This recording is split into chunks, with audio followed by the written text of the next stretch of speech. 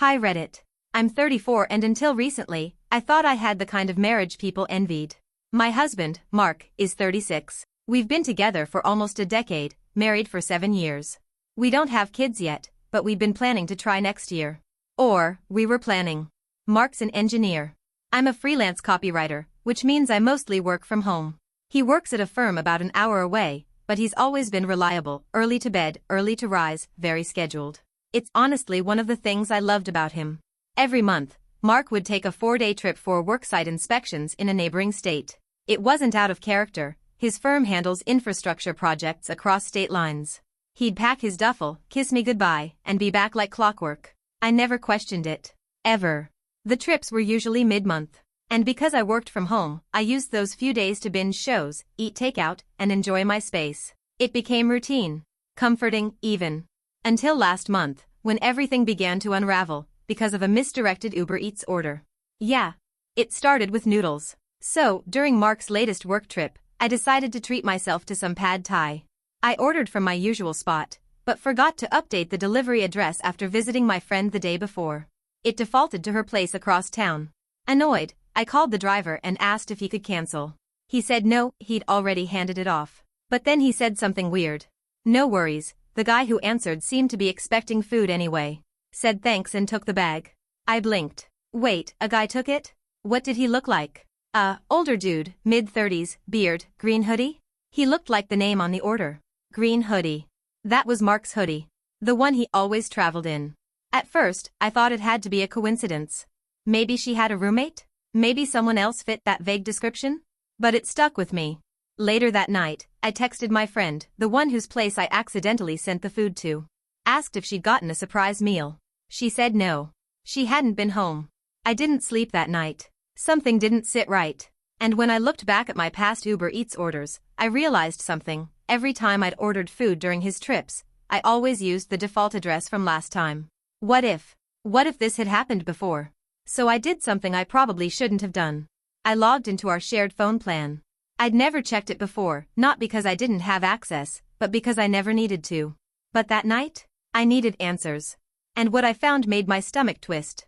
For the last 8 months, every time Mark traveled for work, his phone connected to a tower just 18 minutes away from our house.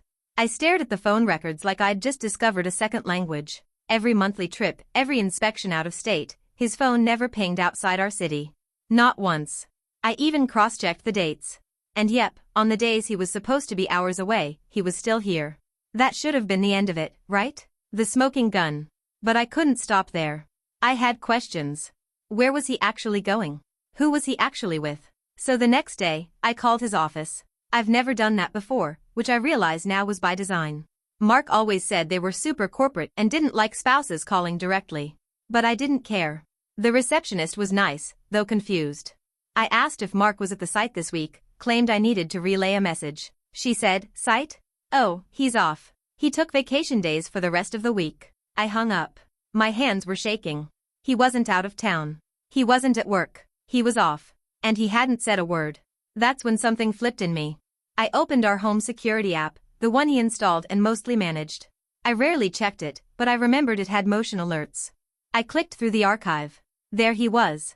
Just 2 hours after he left for his trip, Mark reappeared at our front door with a second duffel bag. He tossed it in the trunk and got into his car wearing different clothes. New hoodie. No ring. And just like that, he drove off. I followed the video feed until it cut out. The car turned left, toward downtown. I needed to know where he went. And I needed to know now. So I did something I promised myself I'd never do.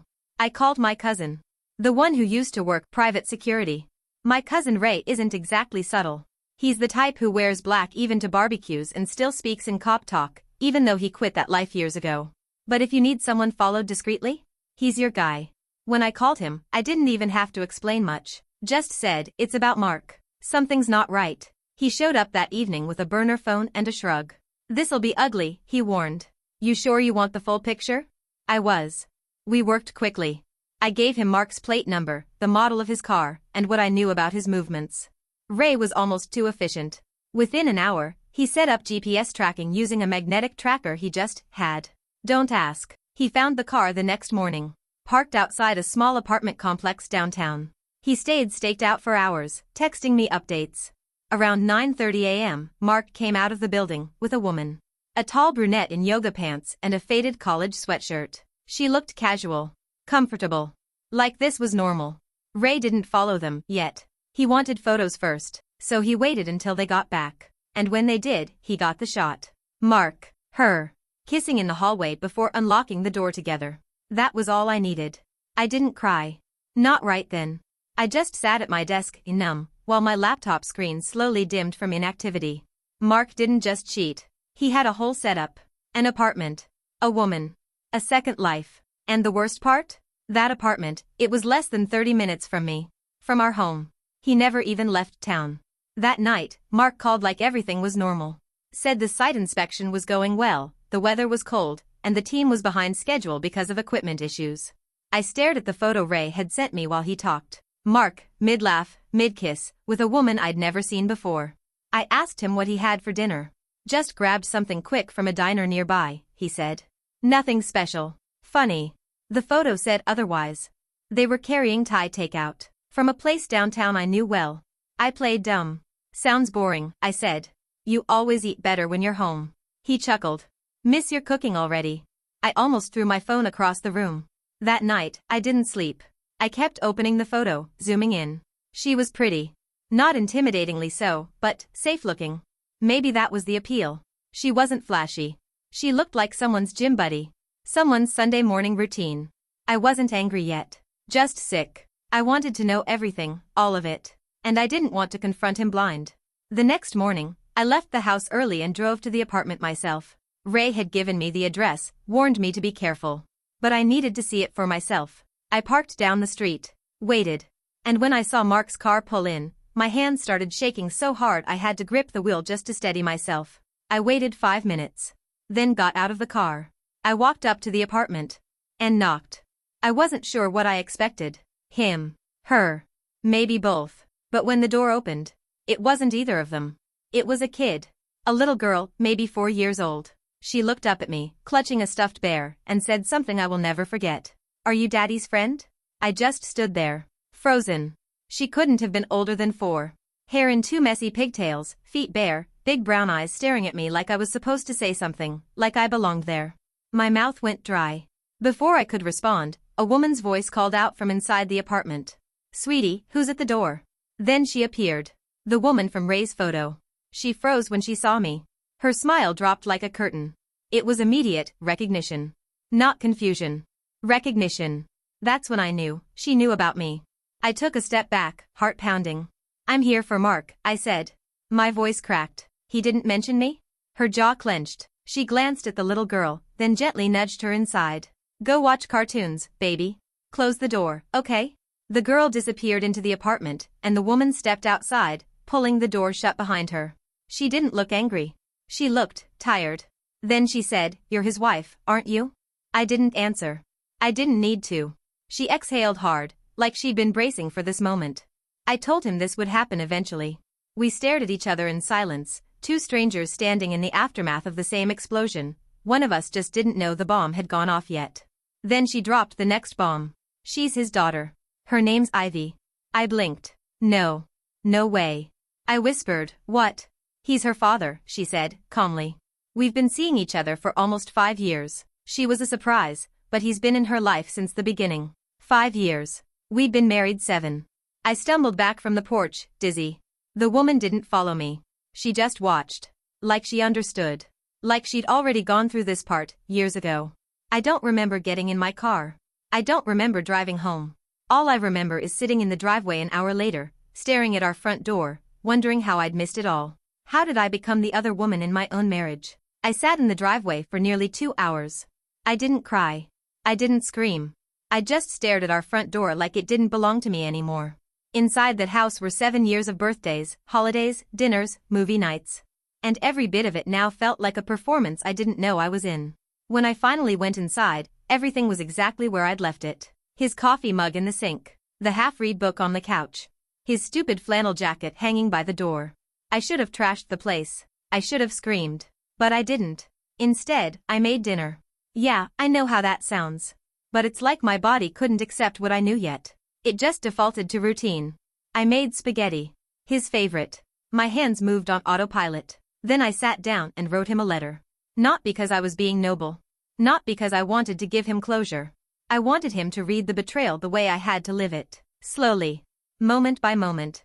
I wrote down the name of the apartment complex. The time he arrived. The moment I saw him kiss her. And finally, the moment I met Ivy. I ended the letter with 6 words. You don't come back from this. Then I printed it, folded it neatly, and tucked it into his pillowcase. He was supposed to be gone another 2 days. But I knew he'd be back by morning. He always came back just a little earlier than planned. Probably to make himself feel like he was balancing his double life. That night, I slept in the guest room with the door locked. Not because I was scared. Because I didn't want to hear his lies in person. He came home at 6:14 a.m. I was awake before he even pulled into the driveway. I heard his keys in the door, his shoes on the tile. The usual rhythm of his return. He always tried to be quiet, like he was surprising me. Not today. I stayed in the guest room. I didn't move. Just listened. He walked through the house, probably expecting breakfast, a kiss, some fake little joke about surviving the cold motel bed. Instead, he got silence. I could feel the shift from the other side of the wall. He must have noticed my absence. My shoes were still there. My car. But no wife waiting at the door. Then. I heard it. The creak of the bedroom door opening. Nothing for a few seconds. And then a thump. Something hitting the floor. The letter. He'd found it. A full minute of dead silence followed. And then? Footsteps. Heavy. Fast. He walked straight to the guest room and rattled the doorknob. Locked. He knocked once. Soft. Then again, harder. Then came the voice. The one I thought I knew so well. Babe. I don't know what this is. This. Like it was some misunderstanding. A prank. A dream. He tried again. Can we please talk? I didn't respond. He stood there for 2 full minutes. I could hear his breathing. I could feel it in my chest, tight, panicked. Then he said something that made my skin crawl. She doesn't mean anything. He thought that would fix it. He thought minimizing his secret daughter would undo everything. That's when I knew he wasn't sorry. He was scared. Scared he got caught.